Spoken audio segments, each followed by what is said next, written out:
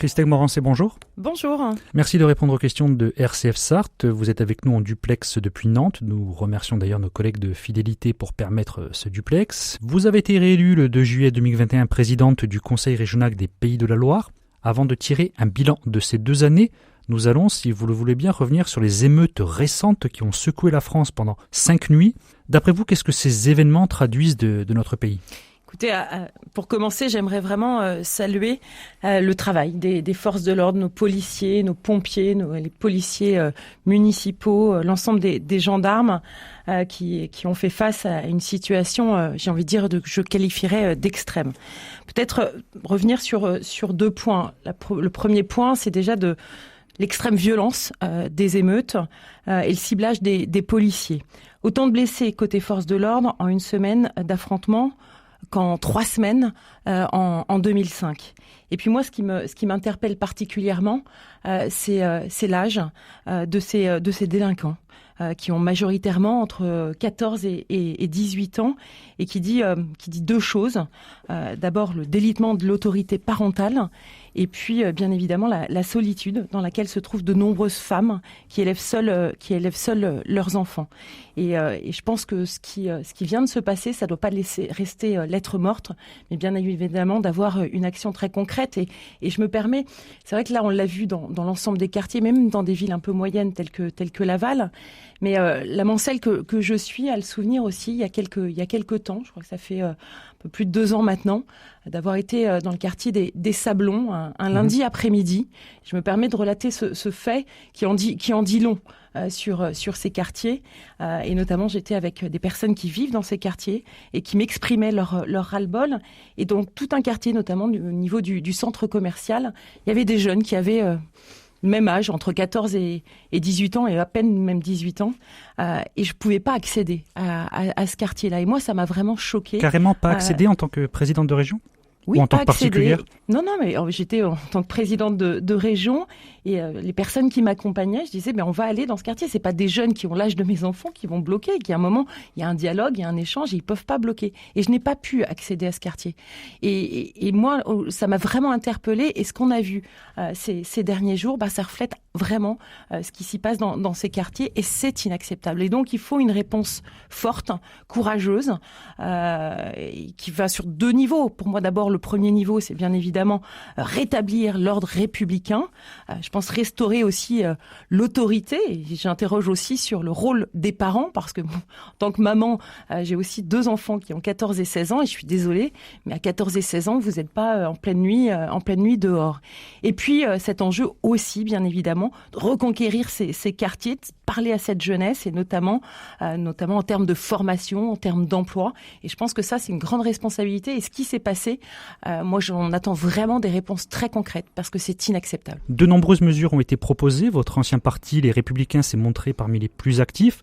Il propose entre autres plus de places de prison, également la suppression de l'excuse de minorité. Au-delà de tout clivage partisan, ça vous inspire quoi ? Oui, je pense qu'il faut avant tout aussi une réponse pénale. Là encore, moi, je salue le travail des forces de l'ordre, des policiers, qui font un travail au quotidien. C'est bien évidemment pendant ces émeutes, mais qui font un travail au quotidien. Et ce qu'il faut derrière, c'est que la justice agisse, et même sur des mineurs. Et aujourd'hui, on voit bien, il n'y a pas de réponse pénale. Et donc, je pense que ça, c'est un enjeu essentiel pour préserver notamment l'autorité et l'ordre républicain. Dans un communiqué, vous avez parlé de récupération politique. Vous visez une formation ou des personnes en particulier ?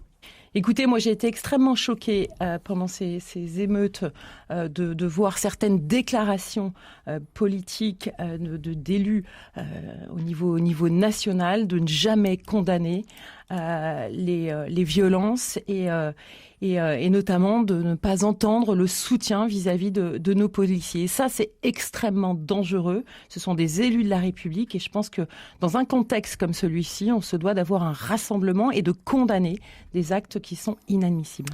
En parlant d'élus, des élus de la majorité présidentielle de votre conseil régional vous ont écrit très récemment et demandent la mise en place d'un fonds d'urgence à destination des commerçants et collectivités territoriales qui ont été touchés par les récentes émeutes. Quelles vont en être la suite ? Écoutez, c'est quelque chose qu'on regarde avec beaucoup d'attention. En revanche, il est hors de question que la collectivité régionale prenne la place des assureurs. Aujourd'hui, il y a des assurances. Je pense que c'est leur rôle de venir en réaction rapide, notamment pour ces commerçants, pour l'ensemble des personnes qui ont été touchées. L'État met également des mesures et bien évidemment, la région sera très attentive justement aux dispositifs qui seront mis en place et s'il y a besoin, on interviendra. Mais il y a un moment, ne faisons pas croire aussi que la puissance publique peut résoudre à la place de gens qui ont cette responsabilité, notamment je pense aux assureurs. Mais des fonds peuvent être débloqués comme ça a été le cas en Normandie, en Île-de-France, d'autres régions l'ont fait. Oui, alors il y a des régions qui ont été touchées beaucoup plus que d'autres. Je pense notamment à l'Île-de-France. Je pense également dans la région sud. Aujourd'hui, encore une fois, c'est le rôle des assureurs. L'État met en place aussi des dispositifs et la région sera bien évidemment très vigilante justement à ce que cette mise en place soit effectuée très rapidement. Ces émeutes qui d'ailleurs mettent un peu fin à la période des 100 jours. Est-ce que d'après vous, la Première ministre Elisabeth Borne a tenu le cap durant cette période de 100 jours ? Écoutez, moi, je tiens à saluer la détermination de cette première ministre femme qui, depuis nombreuses semaines, nombreux mois, rencontre des périodes extrêmement difficiles, que ce soit d'ailleurs dans la rue avec la réforme des retraites, les émeutes qu'on vient d'évoquer, les débats politique à l'Assemblée nationale et qui ne montre pas l'exemple et qui ne valorise pas non plus l'action publique. Je pense qu'il y a un enjeu. Il y a 3 niveaux. Il y a d'abord un niveau, on va dire, sur du court terme, réponse à l'urgence, et notamment vis-à-vis des émeutes. Et là, on le voit bien, il faut répondre à l'urgence et en même temps travailler sur du moyen et long terme et de pouvoir donner ce cap et surtout d'embarquer tout le monde. Et ça, je pense que c'est un enjeu très, très fort. Je pense que l'enjeu aussi de ce gouvernement et notamment de la Première ministre, c'est faire plus confiance au territoire. Et moi, j'ai eu l'occasion d'échanger avec de nombreux maires. Et eux, ils sont en première ligne avec la population et on sent une population, et c'est un peu une sorte de cocotte-minute qui a de nombreuses revendications et là, il faut apporter des réponses concrètes, il faut que ça rende l'action publique très visible. Et je pense que ça, c'est le lien entre l'État et les collectivités, et notamment, je pense aux maires. Quand vous dites embarquer tout le monde, on parle des élus, on peut parler de plus d'ouverture vers d'autres formations. Il y a, c'est assez récurrent, des rumeurs de remaniement. Est-ce que vous accepteriez un éventuel portefeuille ministériel ? Je l'ai déjà répondu à cette question, mais je vais y répondre pour une énième fois. Non, honnêtement, aujourd'hui, moi, je suis pleinement engagée pour la région des Pays de la Loire. Je souhaite rester présidente de la région des Pays de la Loire. Il y a beaucoup de choses, beaucoup de projets à faire. En revanche, comme vous le savez, je pense qu'il faut aujourd'hui notre responsabilité collective, c'est faire en sorte d'aider ce gouvernement donc à travailler sur des mesures concrètes, d'où aussi mon engagement notamment sur l'emploi aux côtés du gouvernement, les lycées professionnels. En tout cas, c'est ce vers quoi je pousse, mais je ne souhaite pas rentrer au gouvernement, je souhaite rester présidente de région, une région que j'affectionne particulièrement, comme vous le savez. Nous le disions en introduction, vous avez été réélue présidente du Conseil régional des Pays de la Loire il y a 2 ans. 2023, c'est une année que vous avez souhaité mettre sous le signe de l'écologie. Comment ça se traduit dans votre action ? Oui, peut-être vous dire que moi j'aborde ce mandat, ce nouveau mandat, différemment du mandat précédent. Moi, ce qui m'importe avant tout, c'est aussi de sortir de cette région qui était vue un peu comme un guichet et d'être plus en mode projet. D'être une région aussi de proximité, de pouvoir accélérer les grands enjeux de transition que nous vivons et que ça soit pas subi, mais plutôt accompagné et de montrer que la période qu'on vit peut changer beaucoup de choses et notamment pour les générations à venir. J'ai fixé 3 priorités que sont l'emploi, la jeunesse et la transition écologique. Et en effet, l'année 2023, c'est l'année de l'écologie. Mais l'écologie que je porte, c'est pas celle qui oppose les territoires, c'est pas celle qui oppose les hommes et les femmes. Et là encore, on a besoin d'un rassemblement. C'est pas noir, c'est pas blanc. Il va falloir aussi un peu de temps sur la rénovation énergétique. Bien évidemment, un accompagnement pour accompagner l'ensemble des logements sur la région, mais aussi les bâtiments publics et notamment, je pense, dans la compétence de la région, nos lycées sur l'ensemble du territoire et on engage justement une grande refonte là-dessus. Mais il faut aller aussi encore beaucoup plus loin. Quand je dis sur l'ensemble des secteurs, je pense aussi au niveau industriel. industriels, parce que la transition écologique, elle passera par notre économie, par nos industriels, le monde agricole. On a là aussi un travail étroit à faire avec eux, repenser aussi les choses, repenser les cultures. La session du mois de mars et la session du mois de juin, on a voté un plan eau, que ce soit en qualité et en quantité d'eau, et puis nos concitoyens aussi sur des gestes du quotidien. Et vraiment, j'insiste là-dessus, la transition écologique que je porte, moi, c'est celle de la croissance, de porter des projets. Je pense aussi à l'énergie et non pas être dans la décroissance comme certains souhaitent la porter. Ça, je pense que c'est un enjeu important si on a envie d'embarquer tout le monde, parce que quand on vit dans une ville telle que Le Mans, où on a tous les transports en commun, c'est pas la même chose quand on est sur un territoire beaucoup plus rural où vous n'avez pas de transport en commun. Et donc là aussi, une ambition très forte au niveau de la mobilité dans la région, notamment plus de trains, mieux de trains. Je pense aussi à décarbonation, de changement de motorisation aussi de nos cars. On a aussi le transport à la demande, le déploiement aussi du vélo, plein d'actions. Et ça, ce qui permettra justement à cet enjeu de l'écologie. Et justement, en parlant de décarbonation, votre collectivité soutient le projet Go CO2 qui va être lancé lundi. Ça prévoit de capter, de conditionner, de transporter du CO2. Vous le présentez, là je vous cite, comme le projet de décarbonation le plus important de l'ouest de la France en volume. Quel en est le but ? C'est de décarboner les industries locales qui produisent de manière plus verte, si c'est possible, bien sûr ? Oui, bien évidemment. Je vous le disais il y a un instant, moi je pense que la transition écologique et l'environnement en général se fera avec nos industriels. Pour ça, bien évidemment, c'est décarboner l'industrie, précisément capter les émissions des entreprises les plus polluantes. Et puis là encore, de faire un lien entre le monde agricole et le monde industriel. Et donc, dans quelques semaines, plutôt dans quelques mois, j'aurai l'occasion de porter aussi un plan dans ce sens, notamment le plan carbone pour nos entreprises, la plantation de haies, de forêts, plutôt que d'avoir des entreprises qui vont investir dans d'autres régions, que ça se fasse sur notre territoire. Et ça, encore une fois, je crois beaucoup à ce collectif et la mise en relation, et ça, c'est le rôle de la région des Pays de la Loire. Donc le projet Go CO2 a pour but de stocker pour les industries locales ou aussi pour exporter le carbone ? Écoutez, c'est d'un point de vue d'abord local, j'insiste là-dessus, c'est décarboner notre industrie. Moi, j'ai eu l'occasion de faire un voyage d'études donc en Norvège et au Danemark. Il y a déjà des belles initiatives qui se font, et au niveau notamment, on a la chance dans la région des Pays de la Loire d'avoir un port et notamment l'objectif, ce projet s'appuie bien évidemment avec le grand port de Nantes Saint-Nazaire, avec l'ensemble des industriels qui visent vraiment à réduire l'empreinte carbone des plus grandes entreprises du territoire, et donc essayer de capter ce CO2, et notamment au niveau de nos côtes. Je pense qu'il y a des beaux projets qui se font en Norvège qui doivent nous inspirer dans la région. Justement, en parlant d'écologie, le gouvernement souhaite augmenter la place des énergies renouvelables. En 2020, la région apportait 78% de son énergie. Ce sont les chiffres de l'ADEME. Quelles sont les mesures que vous avez prises ou qui sont à venir pour aller dans ce sens-là? Écoutez, moi l'enjeu, c'est vraiment le mix énergétique. Moi, je crois beaucoup. On va avoir de toute manière besoin de plus en plus d'électricité.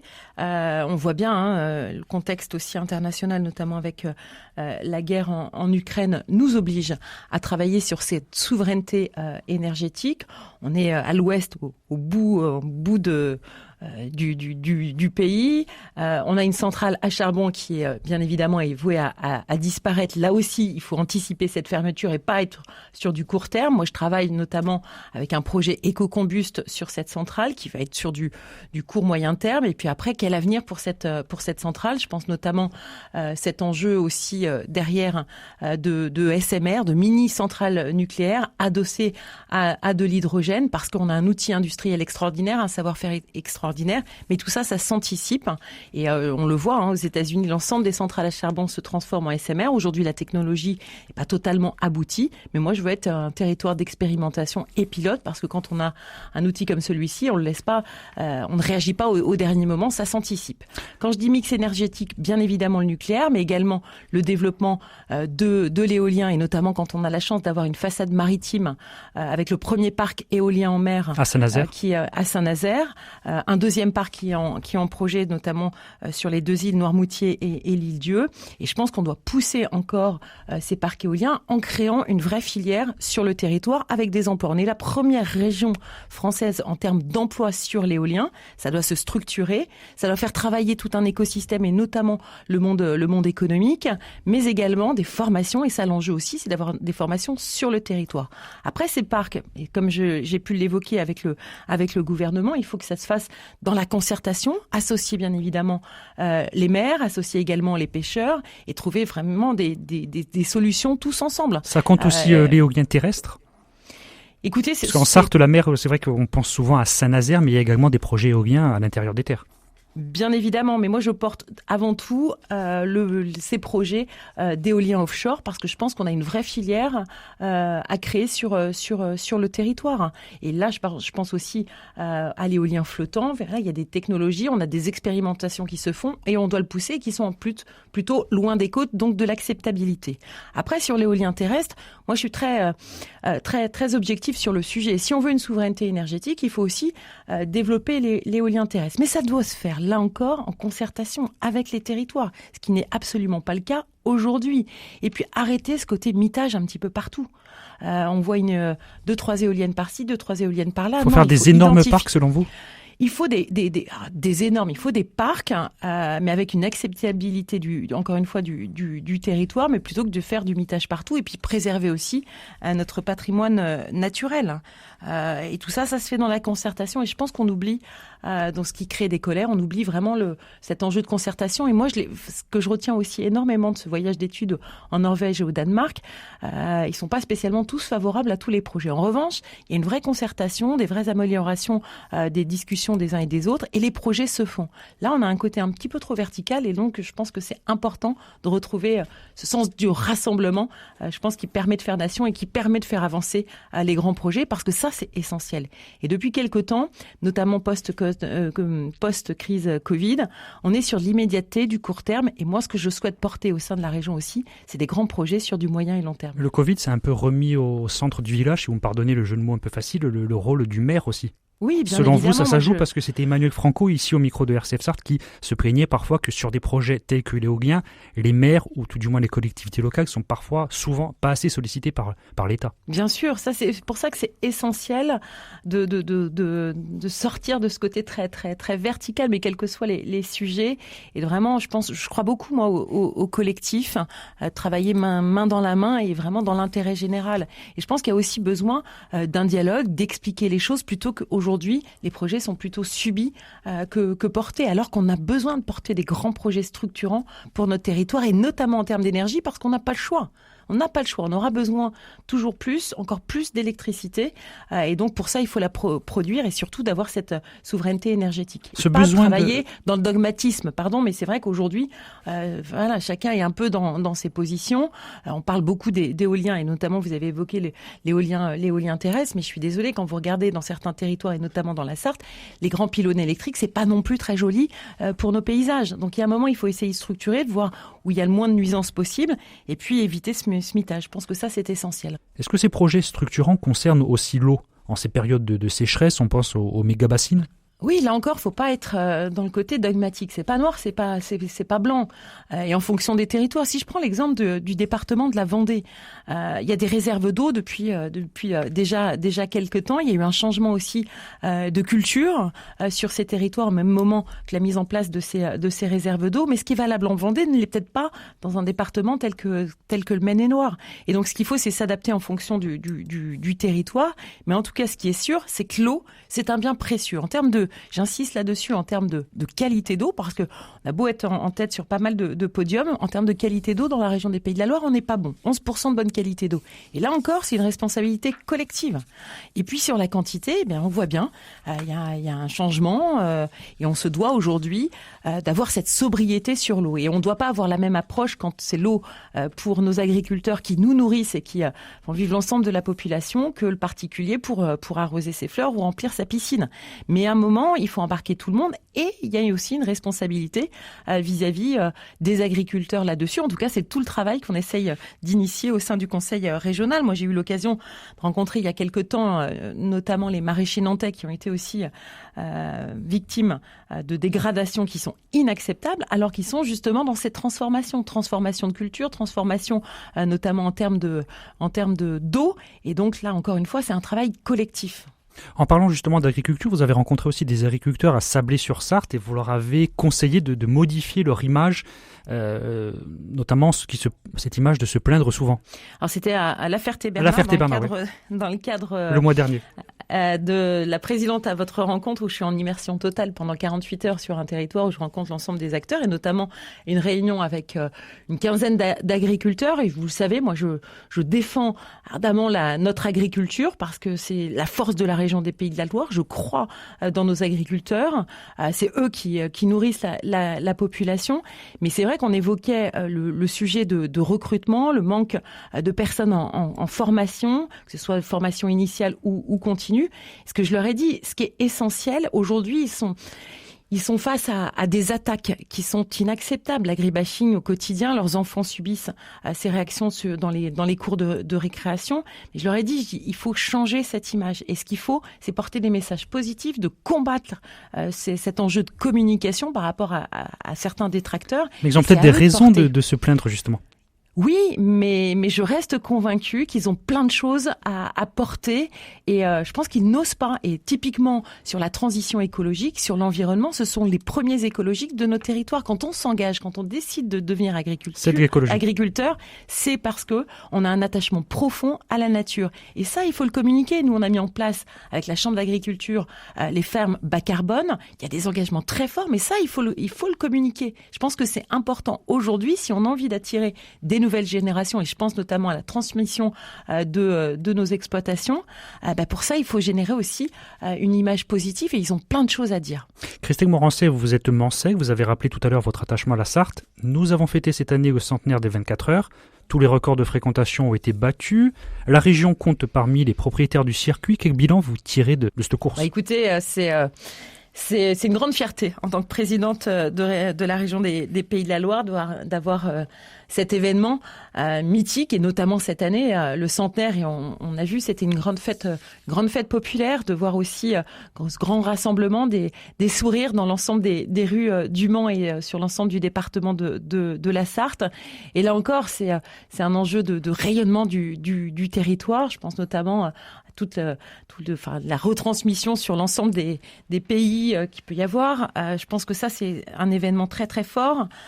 Et puis, derrière aussi, c'est cet enjeu de transition qu'on évoquait il y a un instant, parce que cette course, quelquefois, on l'oublie peut-être, mais cette course a permis grande révolution, de grande transformation dans l'automobile. Voilà, il y avait une exposition au musée des 24 heures il y a quelque temps qui vient de s'arrêter, mais on oublie, par exemple, que c'est aux 24 heures du Mans que les feux anti-brouillard se sont développés. En termes de motorisation, c'est la même chose. Et je pense notamment à cet enjeu d'hydrogène que la CO porte. Et dans je crois que ça doit être 2025, on aura une voiture hydrogène qui fera le grand départ. Donc c'est un enjeu bien évidemment de rayonnement du territoire et puis aussi de projection vers l'avenir avec des nouvelles technologies. Et ça, c'est un vrai laboratoire d'excellence.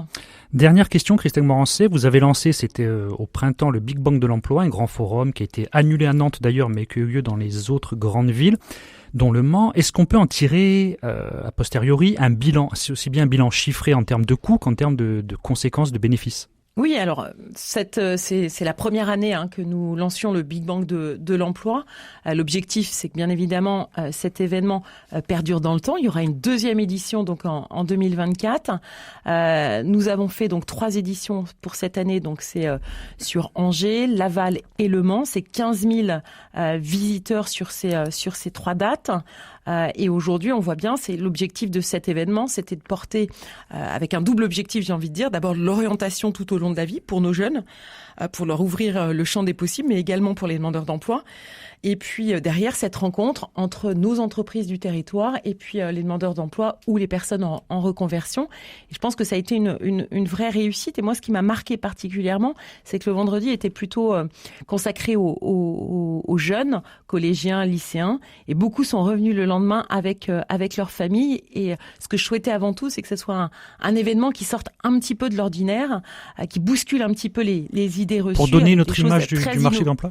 Oui, et puis avec des choses très innovantes, et notamment, je pense aux jeunes, il faut à tout prix les embarquer avec les enjeux du numérique. On avait pas mal de casques à réalité virtuelle. Vous aviez sur l'industrie de montrer aussi que l'industrie aujourd'hui, c'est pas Germinal, mais plutôt la nouvelle technologie avec des robots qui circulaient sur l'ensemble de l'événement. C'est vraiment cet enjeu-là et d'embarquer tout le monde. Et cet événement, pour la première fois, c'est l'association aussi du public et du privé, parce qu'on avait pas mal de partenaires, et je pense notamment à des entreprises du territoire qui nous ont accompagnés sur ce beau projet.